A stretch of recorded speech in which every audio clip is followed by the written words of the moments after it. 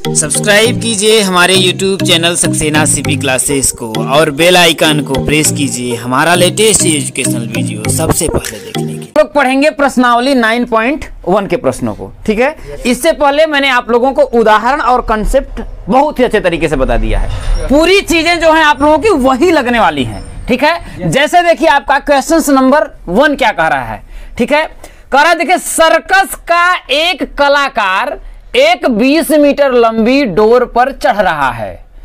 क्या है? सर्कस का क्या है? एक कलाकार है जो 20 मीटर लंबी डोर पर क्या कर रहा है? वो चढ़ रहा है, जो अच्छी तरह से तनी हुई है। डोर है तो बहुत ही अच्छी तरीके से क्या है? तनी हुई है। भूमि पर सीधे लगे खंभे के शिखर से बंधा हुआ है। कहां पर है वो? देखिए बोल रहा है, देखिए भूमि पर सीधे लगे हुए खंभा। तो ये खंभा आपका सीधा हो गया, हो गया कि नहीं हो गया? तो इस लंबे के इसके क्या है? शिखर से बंधा हुआ है। बोला ना शिखर से ये बंधा हुआ है, ठीक है, बंध गया है। यदि भूमि स्तर के साथ डोर द्वारा बनाया गया कोण, मतलब भूमि के भाई यहां से इसको इससे बांधा गया है कि नहीं है? बनाया गया कोण मतलब कि ये क्षैतिज स्तर और ये क्या बन जाएगा? दृष्टि रेखा के बीच जो कोण बनेगा वही क्या है? न्यून कोण। कितना है आपका? देखिए 30 अंश का हो तो खंभे की ऊंचाई ज्ञात करिए। मुझे इसकी ये ऊंचाई ज्ञात करना है, मतलब मुझे ए बी का मान ज्ञात करना है। समझ में आया कि नहीं है? तो बहुत ही सिंपल तरीके से हम लोग निकाल लेंगे। देखिए क्या निकालना हमें? देखिए खंभे की ऊंचाई, तो खंभे की ऊंचाई बराबर हमें ए बी बताना है, ठीक है ना? Yes sir. तो हम क्या करेंगे? देखिए सिंपल तरीका से हमने आपको बताया है कि आप हमेशा दिमाग में रखिए कि लाल बटे कक्का। देखिए हमें देखिए ये देखना है कि कर्ण का मान तो दिया गया है, कर्ण का मान तो दिया गया है, और मुझे क्या पूछा है?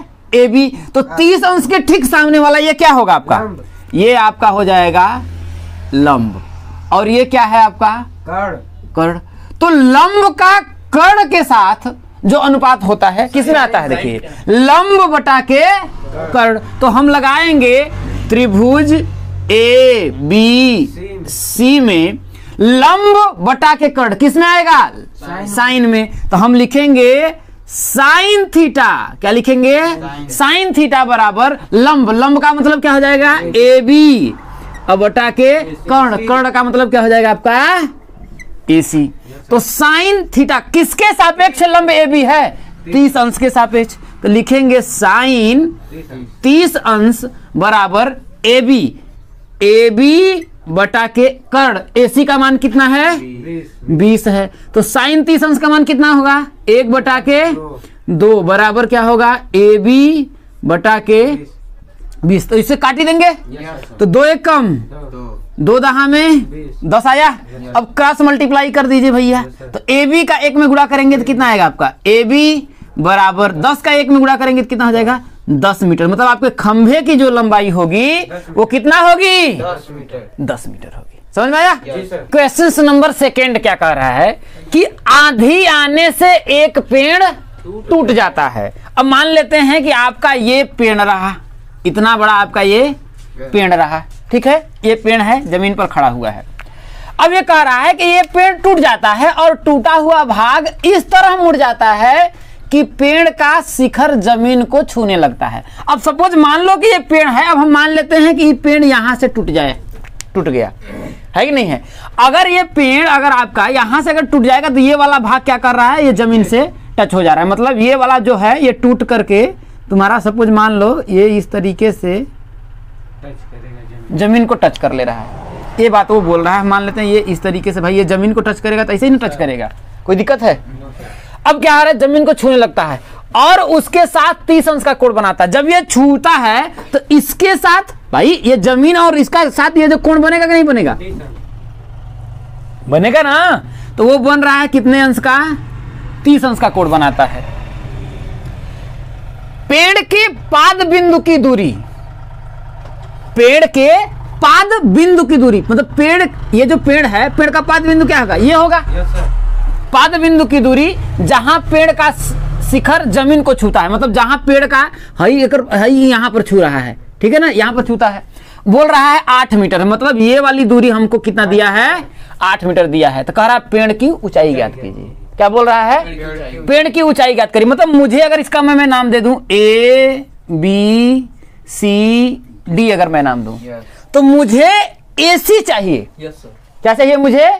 AC चाहिए। लेकिन यहां पर ध्यान रखिएगा कि भाई ये मुझे पूरा पेड़ की जो ऊंचाई है, पेड़ की ऊंचाई, पेड़ की ऊंचाई बराबर क्या है आपका? AC है। लेकिन एक बात ध्यान रखिएगा, ये जो AB है वही क्या है आपका? BD है, क्योंकि यही ना टूट करके यहां से लगा हुआ है। तो यहां पर आप ध्यान रखिएगा कि AB जो है बराबर है किसके? AB जो बराबर है किसके है? BD के। समझ में आया कि नहीं आया? कोई दिक्कत है? अब मैं क्या करूंगा, देखिए अगर भाई ये 30 अंश है, इसके ठीक सामने वाला ये क्या होगा? लंब होगा। लंब, और ये क्या दिया आपका? आधार है कि नहीं है? तो हम क्या करते हैं, देखिए कि लंब बटा के आधार। तो आप ये बताइए कि लाल बटे कक्का में लंब बटा के आधार किस में आता है? 10 भाई साइन लंब बटा के कर्ण, कास आधार बटा के कर्ण, लंब बटा के आधार किस में आता है? tan में आता है। तो मैं लिखूंगा देखिए कि tan, हाँ क्या लिखूंगा, देखिए कि त्रिभुज किसमें? BCD में, त्रिभुज BCD में tan थीटा बराबर लंब, लंब मतलब हो जाएगा आपका देखिए BC, अब बटा के क्या हो जाएगा? CD। ठीक है? तो tan किसके सापेक्ष BC बटा के CD हुआ है? 30 अंश के सापेक्ष। तो लिखेंगे tan 30 अंश बराबर BC का मान मुझे पता नहीं है, BC बटा के CD, CD का मान कितना दिया आपका? 8 दिया है। यहां तक बातें समझ में आई? tan 30 अंश का मान क्या होता है? 1 बटा के √3 बराबर हो जाएगा BC, बटा क्या हो जाएगा आपका? 8 हो जाएगा। यहां तक कोई दिक्कत है? अब हमें क्या करना है, देखिए कि इसका इधर मल्टीप्लाई करेंगे तो √3 BC बराबर कितना हो जाएगा आपका? 8 हो जाएगा। हो जाएगा ना भाई? इधर करेंगे तो √3 BC बराबर हो जाएगा आपका 8। तो BC बराबर हो जाएगा आपका 8 बटा के √3, ये आपका हो जाएगा। परिमेयीकरण कर देते हैं तो BC बराबर क्या होगा, देखिए परिमेयीकरण करेंगे तो √3 इंटू √3 तो हो जाएगा 8√3, अब बटा क्या हो जाएगा? 3 हो जाएगा। ये आपका हो जाएगा BC का मान, मतलब ये इसका मान आपका आया है। ठीक है? अब देखिए मुझे लंब भी मिल गया है और मुझे आधार भी मिल गया। अब मुझे क्या चाहिए? कर्ण चाहिए। तो कर्ण चाहने के लिए तो या तो मैं क्या करूं, पाइथागोरस प्रमेय लगा दूं। भाई त्रिभुज में अगर मैं इसमें और इसमें पाइथागोरस प्रमेय लगा करके भी निकाल सकता हूं, या फिर आपका आधार बटा के कर्ण निकाल लो, है कि नहीं भाई? या लंब बटा के कर्ण निकाल लो, कुछ भी लगा सकते हो आप, है कि नहीं है? तो फिर हम लिखेंगे जो आपके मन में आए। तो त्रिभुज किसमें? BCD में, त्रिभुज BCD में। अब देखिए अगर आप कॉस लेंगे तो आधार बटा के आपको क्या लेना पड़ेगा? कर्ण लेना पड़ेगा, है कि नहीं है? तो अब आधार बटा के कर्ण का अनुपात भाई कॉस में आएगा, तो हम लगाएंगे देखिए कॉस थीटा बराबर आधार, आधार क्या हो जाएगा आपका? देखिए CD, अब बटा के कर्ण क्या हो जाएगा आपका? BD। क्या हो जाएगा आपका? BD हो जाएगा। कोई दिक्कत है? अब मैं क्या करूंगा, देखिए तो cos थीटा, तो cos थीटा, थीटा किसके सापेक्ष है? ये CD बटा BD हुआ था 30 अंश, तो cos 30 अंश बराबर हो जाएगा देखिए कि CD, अब बटा क्या हो जाएगा आपका? BD हो जाएगा। कोई दिक्कत है? cos 30 अंश का मान क्या होता है? cos 30 अंश करड़ी में 3 बटा के 2 बराबर हो जाएगा CD। CD का मान कितना दिया आपका? 8, और BD का मान आपको पूछा है, ये ना पूछा है?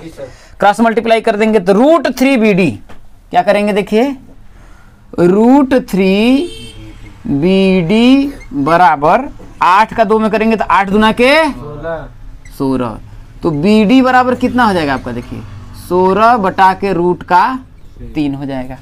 हो जाएगा।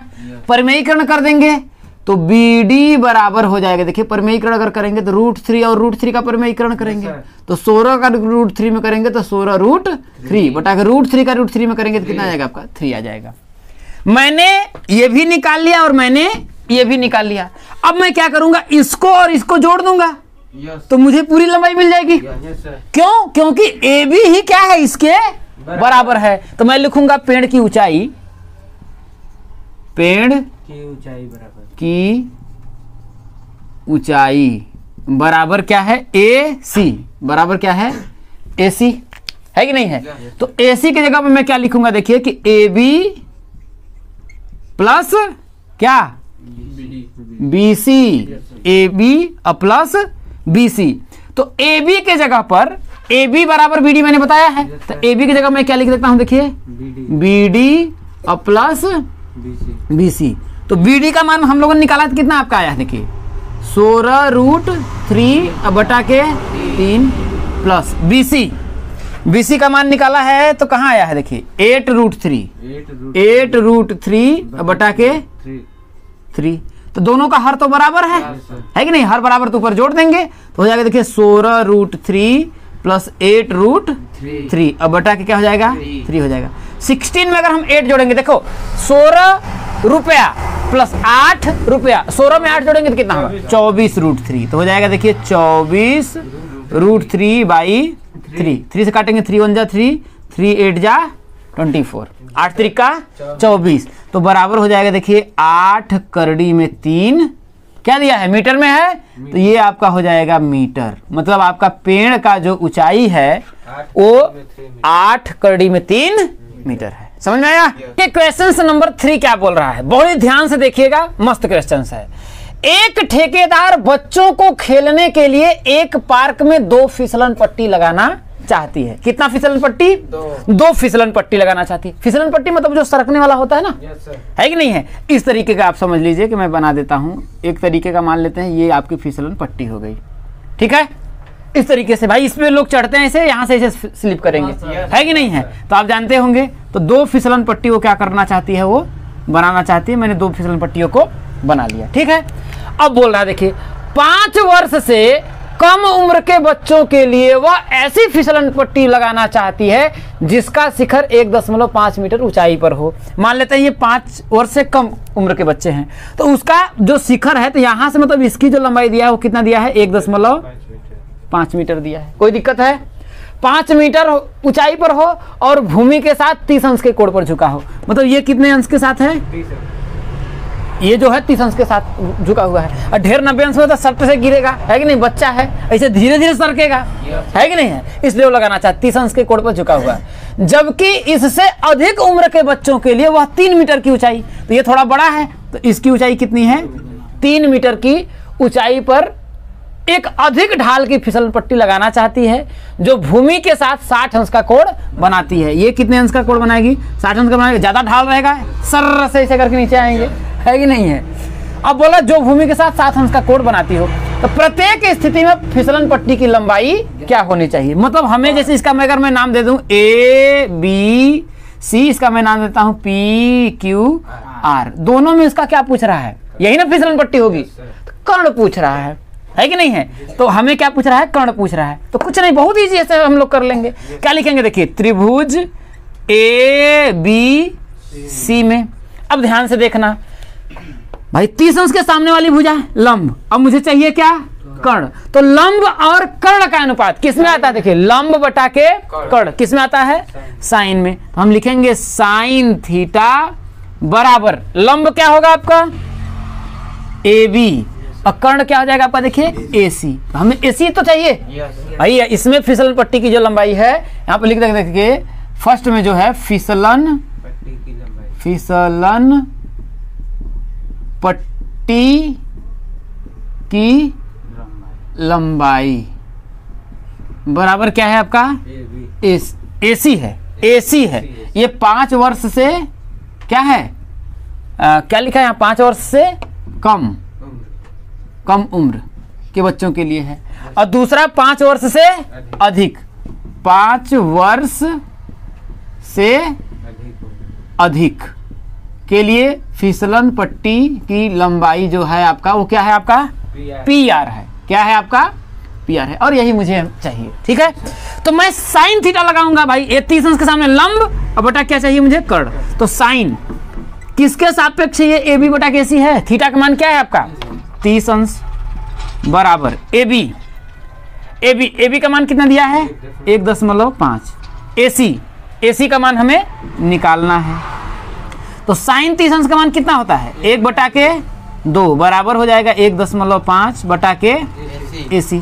फिर गुणा कर देंगे तो यहाँ से AC बराबर क्या होगा 1.5 का अगर 2 में गुणा करेंगे तो कितना हो जाएगा 5, कितना हो जाएगा आपका 3, भाई 1.5 दूना 3 मीटर जो होगा फिसलन पट्टी की लंबाई होगी। पहले में जो 5 वर्ष के से कम उम्र के बच्चे हैं। अब दूसरे में देखिए मैं लगाऊंगा, देखिए त्रिभुज PQR में क्या मैं लगाऊंगा, देखिए तो भाई ये भी लंब अब बटा के लंब बटा कर्ण मतलब वही साइन थीटा, तो लगाएंगे साइन थीटा बराबर PQ बटा के QR, PQ बटा के QR। अब लेकिन यहाँ पर थीटा का मान क्या है, किसके सापेक्ष ये लंब है 60 अंश, तो लगाएंगे देखिए साइन 60 अंश बराबर PQ का मान कितना दिया है 3 बटा के QR नहीं होगा, PQ बटा PR होगा, लंब बटा के कर्ण क्या होगा आपका PR होगा। इस बातों का थोड़ा ध्यान दिया करिए, ठीक है। तो साइन 60 अंश, तो साइन 60 अंश का मान √3/2 बराबर कितना हो जाएगा, देखिए 3/के PR हो जाएगा। क्रॉस मल्टीप्लाई कर लीजिए, क्रॉस मल्टीप्लाई करेंगे तो √3 का PR में करेंगे तो कितना होगा √3 PR बराबर 3 का 2 में करेंगे तो कितना हो जाएगा आपका 6, तो यहाँ से PR बराबर करेंगे तो 6 कितना हो जाएगा √3 हो जाएगा। तो PR बराबर मैं परिमेयीकरण करूंगा तो हो जाएगा √3 इंटू √3, तो क्या हो जाएगा 6√3 अब बटा के इसको करेंगे तो कितना हो जाएगा 3, तो 3 1 जा 3, 3 2 जा 6, तो PR बराबर कितना हो जाएगा, देखिए 2 करड़ी में 3 मीटर। ये जो है 5 वर्ष से अधिक उम्र के बच्चों के लिए फिसलन पट्टी की लंबाई है, और ये जो है आपका 5 वर्ष से कम उम्र के बच्चों के लिए फिसलन पट्टी की लंबाई होनी चाहिए। समझ में आया? क्वेश्चन नंबर 4 क्या कर रहा है, देखिए कि भूमि के एक बिंदु से जो मीनार के पाद बिंदु से 30 मीटर की दूरी पर है, एक मान लेते हैं हम मीनार है, मीनार हो गया, इसका पाद बिंदु ये हो गया। अब क्या बोला, देखिए भूमि के एक बिंदु से, मतलब ये जो पाद बिंदु होगा भूमि पर ही ना होगा, तो इससे 30 मीटर दूरी पर एक बिंदु है ना, बोल रहा है। देखिए भूमि के एक बिंदु से जो मीनार के पाद बिंदु से 30 मीटर की दूरी पर है, तो यहाँ से मैं 30 मीटर ऐसे खींच देता हूँ, ये 30 मीटर हो गया ये बिंदु से, ठीक है ना। मीनार के शिखर का उन्नयन कोण, मतलब इस बिंदु से मीनार का शिखर ये है, उसके शिखर का उन्नयन कोण कितना है 30 अंश है, ये ना हो गया। मीनार की ऊंचाई ज्ञात करिए, ये हमें ज्ञात करना है, मैं नाम देता हूँ, देखिए ABC, यही ऊंचाई हमें ज्ञात करना है। तो मैं क्या लिखूंगा, देखिए कि त्रिभुज किसमें भैया ABC में, त्रिभुज ABC में क्या है आपका, देखिए 30 अंश के सामने क्या है आपका लंब, और ये क्या है आपका आधार। तो लंब और आधार का अनुपात किस में आता है, बोलिए tan में। साइन का लंब बटा कर्ण, आधार बटा कर्ण, लंब बटा के आधार, तो 30 अंश के सामने वाली भुजा ये लंब, तो हम लिखेंगे देखिए tan थीटा बराबर लंब क्या हो जाएगा आपका, देखिए AB बटा के आधार क्या हो जाएगा आपका BC। किसके सापेक्ष AB बटा के BC लंब हुआ है, थीटा, थीटा का मान क्या है आपका 30 अंश, तो tan 30 अंश बराबर AB बटा के BC, BC का मान कितना दिया आपका 30 अंश दिया है, 30 दिया है। tan 30 अंश का मान कितना होता है 1 बटा के करड़ी में 3 बराबर हो जाएगा AB बटा के 30। अब 30 का इधर मैं गुणा कर लेता हूँ तो क्या हो जाएगा आपका, इसको इधर मैं भेज देता हूँ, तो 30 का 1 में गुणा करेंगे तो इधर क्या बचेगा, तब आपका AB बचेगा कि नहीं बचेगा, तो AB बराबर इस 30 का मैं इसमें गुणा कर दूंगा तो कितना हो जाएगा, देखिए 30 बटा के √3 हो जाएगा। अब परिमेयीकरण कर देते हैं √3 का, है कि नहीं है, तो यहाँ से मुझे AB का मान क्या मिलेगा भाई, 30 का √3 में गुणा करेंगे तो हो जाएगा 30√3 बटा के √3 का √3 में करेंगे तो 3, तो 3 एकम 3, 3 दहा में 30, तो AB का मान जो आएगा आपका 10√3, किसमें मीटर में दिया है तो इतना मीटर आएगा, मतलब मीनार की जो ऊंचाई है वो कितना है 10 करड़ी में 3 मीटर है। समझ में आया? भूमि से 60 मीटर की ऊंचाई पर एक पतंग उड़ रही है, कहां से, देखिए भूमि से 60 मीटर की ऊंचाई पर, है कि नहीं है। अब देखिए मैं मान लेता हूं कि ये आपका भूमि है, इससे ये 60 मीटर की ऊंचाई पर आपकी एक पतंग है। ये आपका सपोज मान लीजिए ये पतंग आपका 60 मीटर की ऊंचाई पर क्या कर रही है, उड़ रही है। ये पतंग हो गई, कोई दिक्कत है, कोई दिक्कत नहीं। आगे क्या बोल रहा है देखिए, पतंग में लगी डोर। अब इसमें कोई ना कोई भाई डोर तो लगा ही होगा ना। पतंग में लगी डोर को अस्थायी रूप से भूमि के एक बिंदु से बांध दिया गया है। अब यहां से इसके ऊपर है तो भाई इसका कहीं ना कहीं मान लेते हैं यहां पर डोर होगी, तो मैंने मान लिया कि ये डोर है और ये डोर को इससे ऐसे स्थायी रूप से ऐसे बांध दिया गया है कि नहीं, मान लेते ये कोई दिक्कत है, बांध दिया गया है। आगे क्या बोल रहा है, भूमि के साथ डोरी का झुकाव 60 अंश है। तो अब भूमि को भी भाई मैं इसे कर लेता हूं ना, ये पूरा भूमि हो गई, है कि नहीं है। ये क्या हो जाएगा आपका क्षैतिज स्तर और क्या हो जाएगा आपका दृष्टि रेखा, और इन दोनों के बीच का जो झुकाव है कितने अंश का है भैया, 60 अंश का है। यह मानकर कि डोरी में कोई ढील नहीं है, यह मानकर कि जो डोरी है एकदम टाइट है कि नहीं है। डोरी की लंबाई हमें ज्ञात करना, मतलब मुझे ये ज्ञात करना है। अब पतंग क्या कर रहा है, इसकी जो ऊंचाई दिया है यहां से यहां तक कितना दिया है, 60 मीटर दिया है। मैं इसका नाम देता हूं ABC देता हूं, कोई दिक्कत है, कोई दिक्कत नहीं है। अब 60 अंश के सामने ये तो आपका क्या हो जाएगा, लंब, क्या हो जाएगा, और यही ना डोरी है, ये ऐसी डोरी ही ना, तो ये क्या हो जाएगा आपका कर्ण। तो आपको कर्ण चाहिए। अब बताइए कि लंब बटा के कर्ण किस में आता है, साइन में आता है। किस में आता है, साइन में आता है। तो सिंपल हम सॉल्व कर लेंगे। देखिए क्योंकि लिखूंगा मैं ना, डोरी की लंबाई बराबर क्या है भैया आपका AC है, ठीक है ना।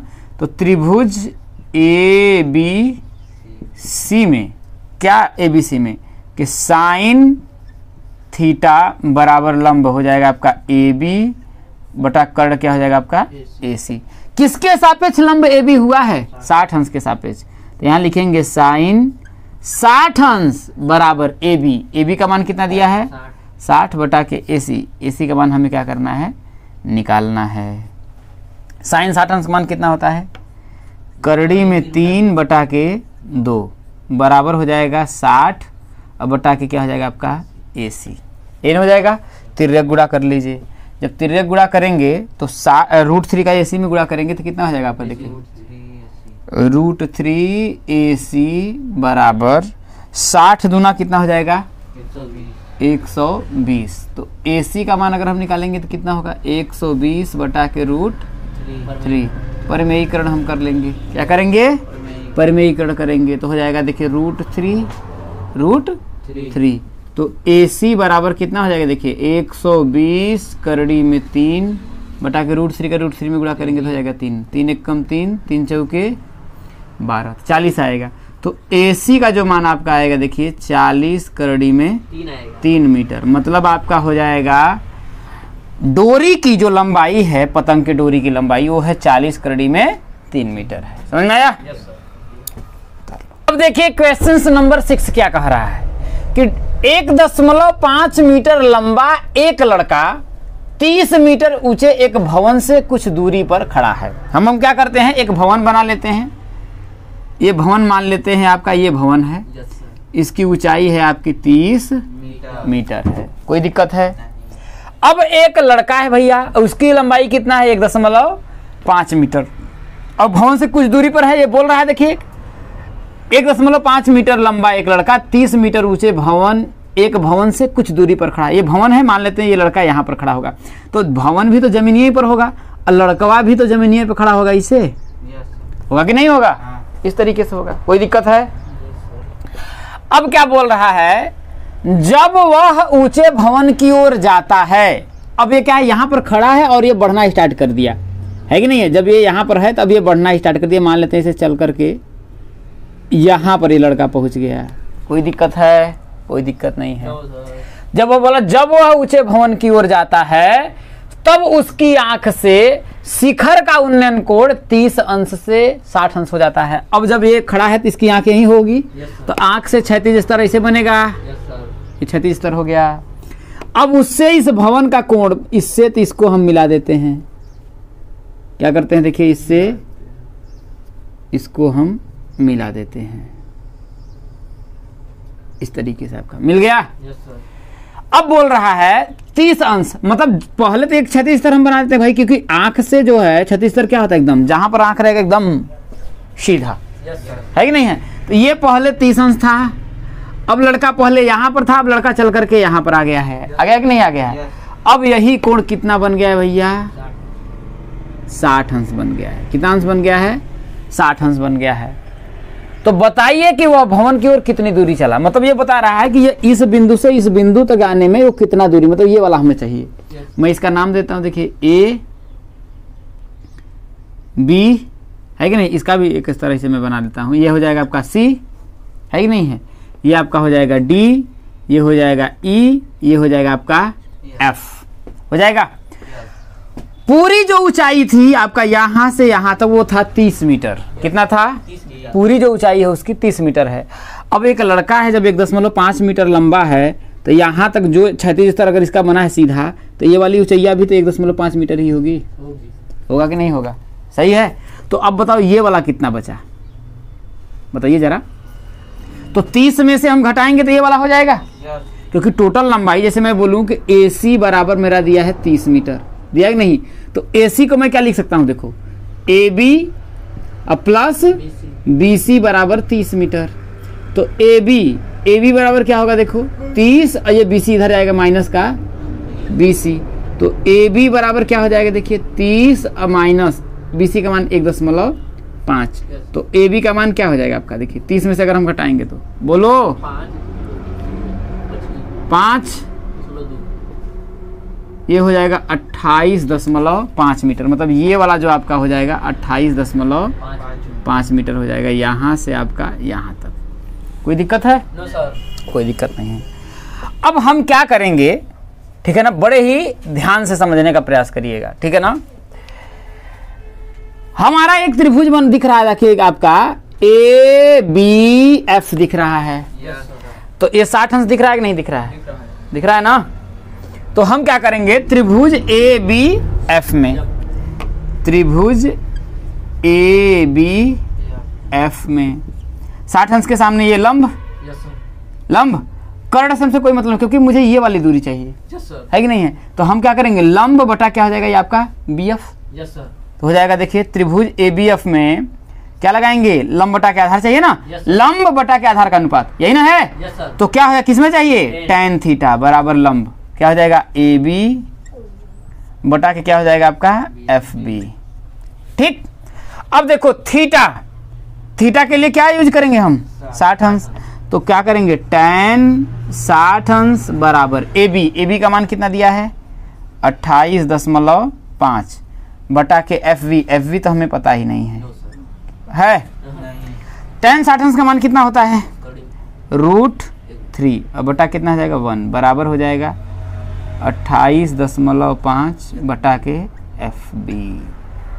यहाँ कोई दिक्कत है, क्रॉस मल्टीप्लाई कर लेते हैं। Yes sir. तो क्या होगा, देखिए FB बराबर हो जाएगा, देखिए इसको मैं इधर पे देता हूँ या फिर ऐसे लिख देता हूँ, √3 FB बराबर 28.5। कोई दिक्कत है? No sir. अब यहाँ से FB बराबर क्या मुझे मिलेगा, FB बराबर मुझे मिलेगा 28.5 बटा के √3। इसे मैं समीकरण नंबर क्या करता हूँ, 1 मान लेता हूँ। कोई दिक्कत है? बोलेंगे कोई दिक्कत नहीं है। मैंने क्या किया, ABF में मैंने लगाया है। अब दूसरा मेरे को दिख रहा है ABE दिख रहा है, तो E, अब इससे कोई मतलब ही नहीं है, समझ रहे हैं कि नहीं। अब यूं आप समझिए कि जब पूरा की बात अगर हम कर रहे हैं, ठीक है ना, तो ये आपका 28.5 है। अब हम 30 अंश के सापेक्ष ले रहे हैं, ये 30 अंश के सापेक्ष ले रहे हैं। ये आपका बिंदु A है, तो पूरा आपका क्या हो जाएगा, यहाँ पर देखिए ये A है, ये B है और ये आपका E है। इससे हमको मतलब है, समझ में आया कि नहीं आप। तो हम बोलेंगे भाई 30 अंश, फिर ये लंब और मुझे आधार चाहिए, क्योंकि मुझे ये वाला मान चाहिए और किसी से मुझसे मतलब नहीं है। तो हम लगाएंगे, देखिए कि त्रिभुज ABE में, त्रिभुज ABE में भाई वही लंब बटा के हमको पूरा यहाँ से यहाँ तक आधार चाहिए, है कि नहीं है। तो क्या लगाएंगे, tan थीटा। लंब बटा के आधार का जो अनुपात होता है वो किसमें होता है, tan थीटा में होता है। तो जब हम लगाएंगे, देखिए tan थीटा बराबर, तो लंब क्या हो जाएगा आपका, देखिए लंब तो आपका इसमें लंब क्या है आपका, देखिए इसमें भाई ए बी क्या है आपका, देखिए ए बी बटा के आधार, आधार क्या है आपका, आधार क्या है बी ई, क्या हो जाएगा आपका बी ई। तो tan किसके सापेक्ष लंब ए बी हुआ है, 30 अंश के सापेक्ष। किसके सापेक्ष भाई, इस 30 अंश के सापेक्ष। तो लगाएंगे हम tan 30 अंश बराबर ए बी का मान कितना हुआ है 28.5 बटा के बी ई। देखिए बी ई के जगह पे मैं क्या लिख सकता हूं, देखो एफ बी, देखो E F plus F B लिख सकता हूं, लिख सकता हूं। तो यहां पर हम लिखेंगे देखिए कि E F plus F B.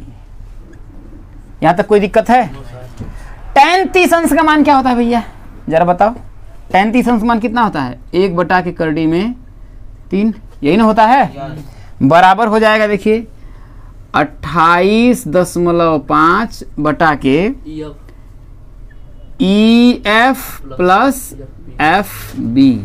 अब देखिए क्रॉस मल्टीप्लाई कर दीजिए, इसका इसमें गुड़ा, इसका इसमें गुड़ा, तो हो जाएगा देखिए E F plus F B. देखिए एफ बी का मान मैं समीकरण 1 से रख सकता हूँ, रख सकता हूँ, नहीं रख सकता हूँ। तो रखेंगे तो क्या हो जाएगा देखिए, क्योंकि तीन गुणा करेंगे तो वही ना होगा, E F plus F B. तो मैं पहले ही मान रख देता हूँ। क्या है आपका देखिए 28.5 बटा के रूट 3, यही ना है, बराबर इधर गुणा करेंगे तो कितना हो जाएगा देखिए 28.5 रूट 3। मुझे ई एफ ही तो चाहिए, यही ना, ये लड़का जो है यहाँ से यही ना गया है 360 अंश का है, मुझे ई एफ का ही तो मान चाहिए, है कि नहीं है। तो मैं क्या करूंगा देखिए कि ई एफ बराबर हम करेंगे देखिए कि 28.5 रूट 3, ये हो जाएगा, ये प्लस में है, इधर जाएगा तो क्या होगा माइनस 28.5 बटा के रूट 3। कोई दिक्कत है नहीं। अब हम इसको बटा के क्या करते हैं 1 कर लेते हैं। तो ई एफ बराबर क्या होगा देखिए, इसका रूट 3 का इसमें गुणा करेंगे तो हो जाएगा 28.5 इंटू रूट 3 का रूट 3 में मल्टीप्लाई करेंगे तो कितना हो जाएगा 3 माइनस 28.5 के 1 में गुणा करेंगे तो कितना होगा 28.5 बटा के रूट 3 का 1 में करेंगे तो रूट 3 हो जाएगा। यहाँ तक कोई दिक्कत है? कोई दिक्कत नहीं है।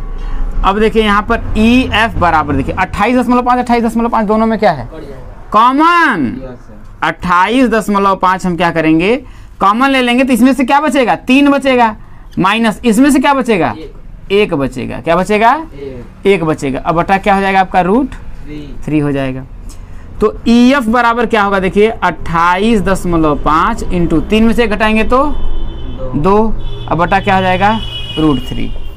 तो ई एफ बराबर 28.5 का 2 में गुणा करेंगे तो कितना हो जाएगा 57 होगा। कितना हो जाएगा आपका देखो 5 दूना के 10 के 0, 8 दूना 16, 1 17 और 2 दूना 4 1 5, 57 बटा कितना हो जाएगा रूट 3। अब परिमेयीकरण कर देते हैं रूट 3 का रूट 3 के साथ, है कि नहीं है? कर देंगे तो क्या होगा आपका देखिए ई एफ बराबर हो जाएगा 57 रूट 3, अब बटा के कितना हो जाएगा 3, तो 3 1 कम 3, 19 3 57। तो यहाँ आपको क्या देखने को मिला कि ई एफ बराबर 19 रूट 3, और यही क्या हो जाएगा आपका आंसर हो जाएगा। मतलब वो लड़का जो है यहाँ से यहाँ आने, मतलब जब 30 अंश से कोण जब 60 अंश बना है तो वो लड़का कितना मीटर चला है 19 करड़ी में 3 मीटर चला है। समझ में आया? देखिए 7वां नंबर क्वेश्चन क्या कह रहा है, देखिए भूमि के एक बिंदु से क्या कह रहा है, भूमि के एक बिंदु से एक 20 मीटर ऊंचे भवन के शिखर, मतलब भूमि पर, मतलब क्या है देखिए एक 20 मीटर अगर भवन है तो मान लेते हैं ये भवन है। Yes sir. इसकी ऊंचाई कितनी है आपकी 20 मीटर है। कोई दिक्कत है?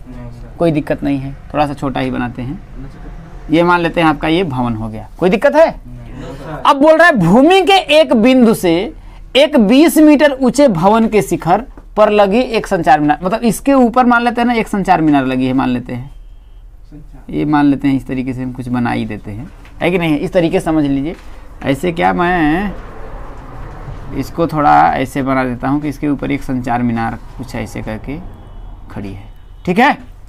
इसके इस पर एक क्या है एक संचार मीनार है। यहाँ तो कोई दिक्कत है? कोई दिक्कत नहीं है। अब क्या बोल रहा है देखिए, ये भवन 20 मीटर ऊंचा है, मतलब यहाँ से इसकी जो ऊंचाई ये है यहाँ से यहाँ तक कितना है 20 मीटर है।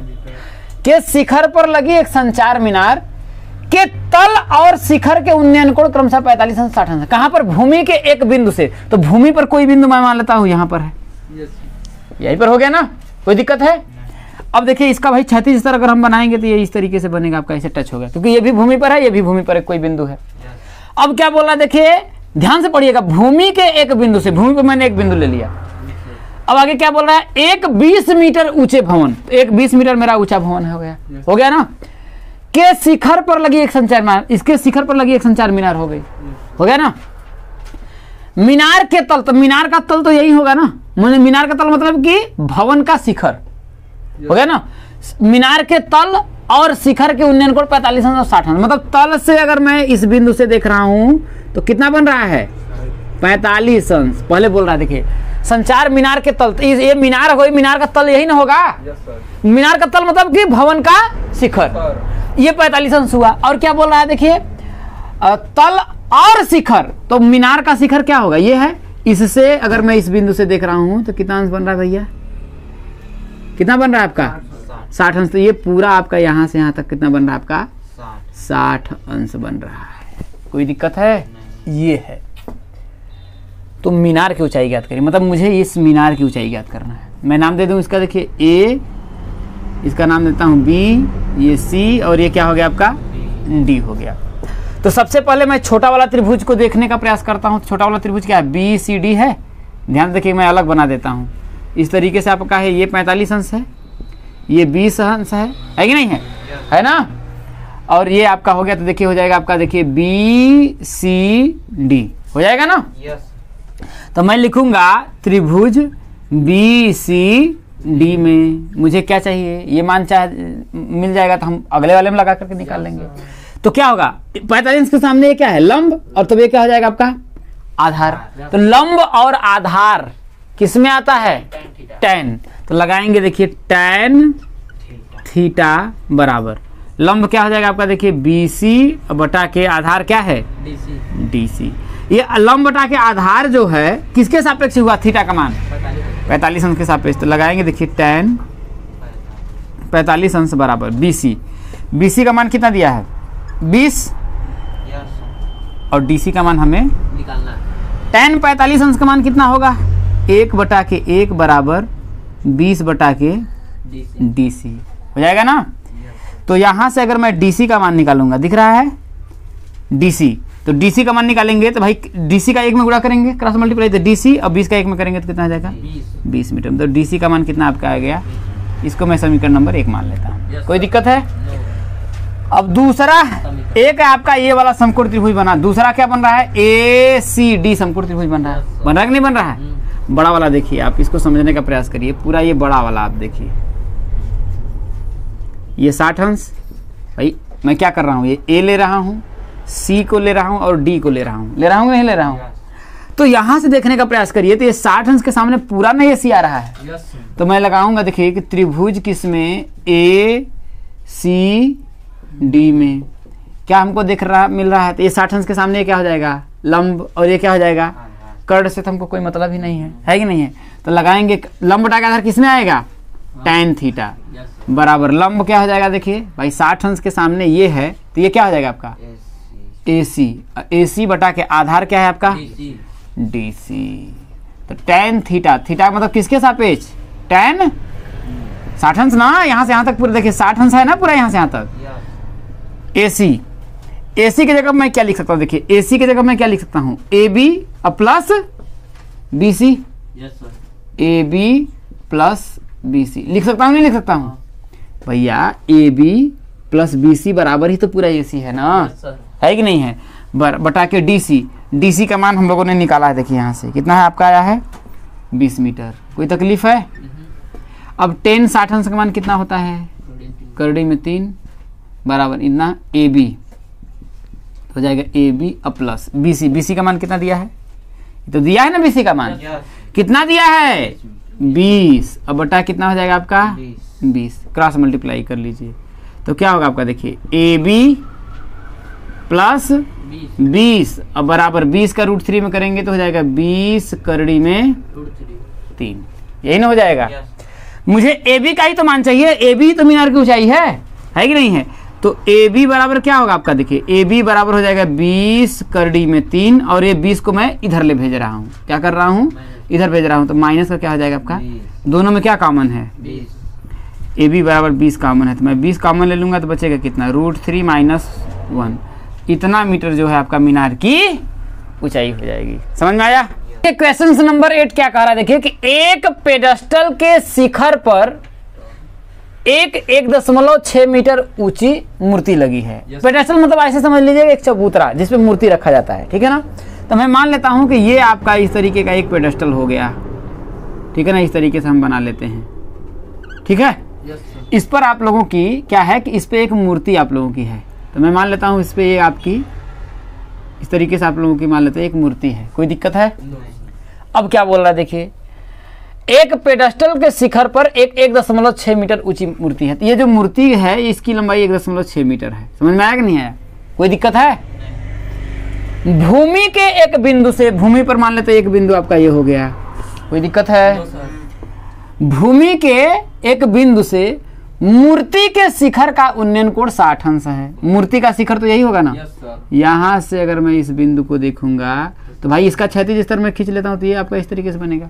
ये कितना है आपका 60 अंश है, कोई दिक्कत है।